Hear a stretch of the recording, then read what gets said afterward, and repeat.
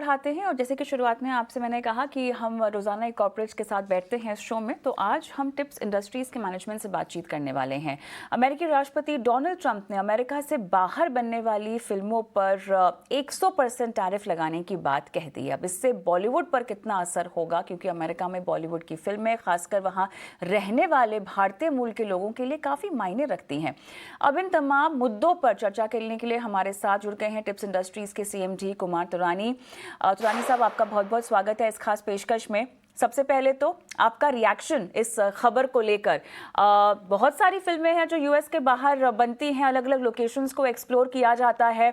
ऐसा नहीं कहा जा रहा कि यूएस खूबसूरत नहीं है, वहाँ पे रेकी करके आप कुछ निकाल नहीं सकते in terms of shoot locations, but आपका पहला रिएक्शन और कितनी फिल्में आपको लगता है कि यूएस में शूट होती हैं?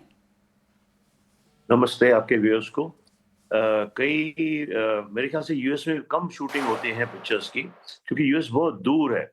तो मेरे ख्याल से बहुत रेयर पिक्चर शूट होती है, एक या दो होती होंगी साल में। लंदन में बहुत होती हैं। ये है हमारे पास, लेकिन अभी मे बी अगर जो यूएस में शूट करने का होगा, और 100% तो शूट नहीं हो सकती है शायद यूएस में, कुछ कहीं और भी होगा। अगर वो कुछ ऐसा रिलीफ होगा तो शायद फिर यूएस में शूटिंग होना चालू होएंगे फिर फिल्म्स। और अब जो है, अब इस नए फरमान के बाद आप किस तरह अप्रोच करेंगे अपनी स्ट्रैटेजीज को लेकर? क्योंकि अगर वहाँ पर फिल्में शूट नहीं होंगी तो हो सकता है कि वो वहाँ पर जो है रिलीज भी ना हो, और वो बड़ा मार्केट होगा आपके लिए। मुझे लगता है हमारे जो प्रधानमंत्री हैं मोदी जी, और हमारे जो कॉमर्स मिनिस्टर हैं पीयूष गोयल जी, वो ये सब चीज़ों के लिए बातें कर रहे हैं अमेरिकन गवर्नमेंट के साथ या ट्रम्प के साथ। और मेरे को लगता है कि ये बहुत कैपेबल लोग हैं हमारे लीडर्स। ये ज़रूर कोई ना कोई रास्ता निकालेंगे और ये सब प्रॉब्लम सॉर्ट आउट हो जाएंगे। आई थिंक ये सब थोड़े से प्रेशर टैक्टिक्स भी होते हैं इंटरनेशनल, ये सब बातें करने में। उनको क्या चाहिए, हमको क्या चाहिए, तो ये टेम्पररी फेज है। आई फील दैट कि थोड़ा टाइम लगेगा इसमें, लेकिन अगले 10-15 दिन में या 2-3 महीने के अंदर ये सब प्रॉब्लम सॉल्व हो जाएंगे, मुझे लगता है।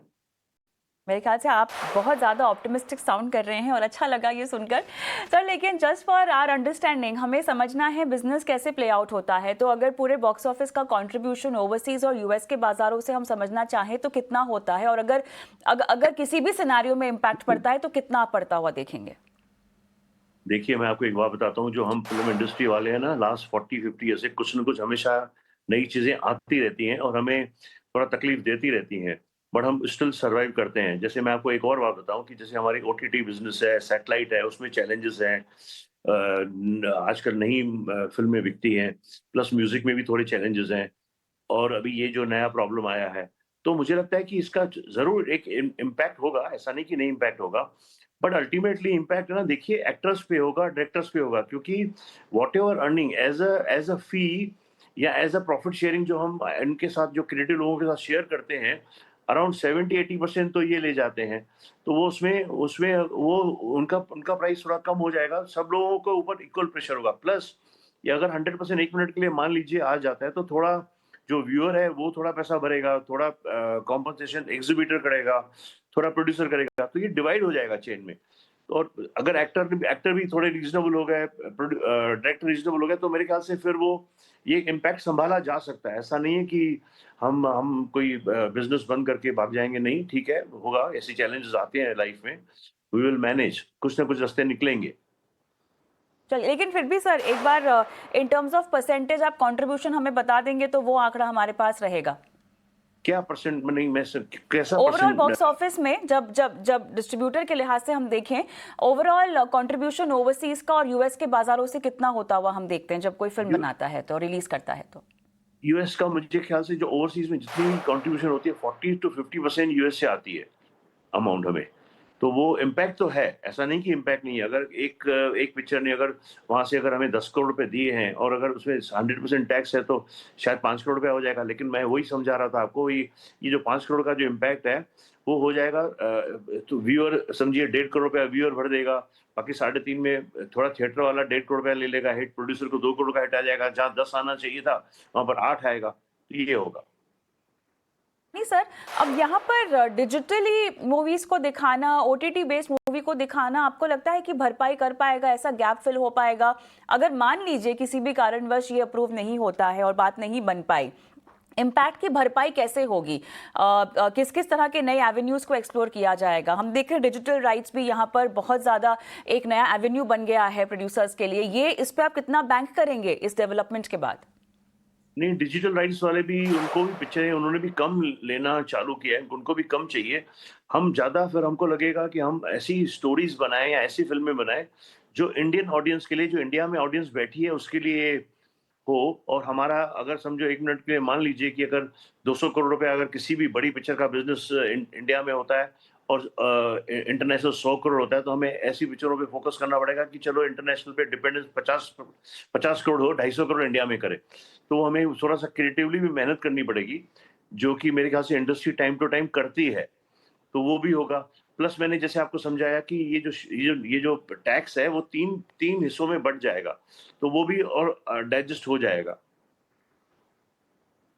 चलिए सर, यहाँ पर अभी कैसे रोल आउट होता है और इसका इम्पैक्ट कैसे अब पड़ता हुआ देखेंगे मेरे ख्याल से आगे, क्योंकि आप काफ़ी ऑप्टिमिस्टिक साउंड कर रहे हैं, तो उम्मीद है कि कुछ हल निकाला जाए या कुछ बीच का रास्ता निकाला जाए। करंट माहौल कैसा है? एक आखिरी सवाल आपसे पूछना चाहूंगी। देखिए, फेस्टिव सीजन भी है और यही एक बहुत बढ़िया समय होता है, साल का अंत अब से लेके न्यू ईयर तक का, बड़ी रिलीजेस आती हैं और बम्पर कमाई की भी उम्मीद की जाती है। आप क्या एंटिसिपेट कर रहे हैं? साथ ही पूरा साल बॉलीवुड के लिए आप कैसे देखते हैं? दिवाली तो हमेशा बम्पर ही होती है। अभी की भी जो फिल्में हैं मुझे लगता है कि बहुत अच्छी चलेंगी। 4-5 दिन का इस साल तो हॉलीडेज हैं, बहुत बड़े हॉलीडेज हैं, तो वो चलेगी। बट अल्टीमेटली ना, पिक्चर अच्छी होनी चाहिए। अगर पिक्चर अच्छी होती है तो देखिए क्या पिक्चरें बिजनेस करती है, और पिक्चर अगर अच्छी नहीं होगी तो हम कहेंगे हमारी पिक्चर बिजनेस करे, वो कैसे हो सकता है? पिक्चर अच्छी होती है तो ऑडियंस के लिए पैसे हैं, ऑडियंस देना चाहती है पैसे, तो वो बहुत मेन क्राइटेरिया वही है। और हम, मेरे ख्याल से जो इंडस्ट्री वाले हैं, हम थोड़े बहादुर भी हैं। हम लोग छोड़ते नहीं है इतना जल्दी बिजनेस को, और हम ये करेंगे बिजनेस। और कई ऐसे हमारे लाइफ में चैलेंजेस आए हैं। सैटेलाइट ने बीच में लेना बंद कर दिया, ओटीटी लेना बंद कर दिया, उसका मतलब ये तो नहीं है कि बिजनेस बंद कर देंगे। Ultimately my audience is my theatre going audience, और वो मुझे इंडिया में तो बहुत ही मिलता है ना। इंडिया में तो मैं खुद ही 140 करोड़ की मार्केट है। अगर मैंने अच्छी पिक्चर बना दी, अगर मेरे 2-3 करोड़ लोगों ने भी पिक्चर देख ली ना, तो मेरे पास तो कितने पैसे आ जाते हैं। तो वो मेरे को लगता है कि जो भी है, ये डिफिकल्ट टाइम्स जो होते हैं, वो और कुछ नई चीजें सिखा के जाते हैं। नहीं तो आप रिलैक्स रहते हो, तो we will work more harder and make more good films. चलिए, आपकी ऑप्टिमिज्म की मैं सराहना करती हूँ और इसी के साथ धन्यवाद भी, बहुत बहुत धन्यवाद, आपने धन्यवाद। समय दिया और बातचीत की हमसे। धन्यवाद, शुक्रिया। कॉर्पोरेट कनेक्शन में हम फिलहाल एक छोटा सा ब्रेक लेते हैं, लेकिन ब्रेक के उस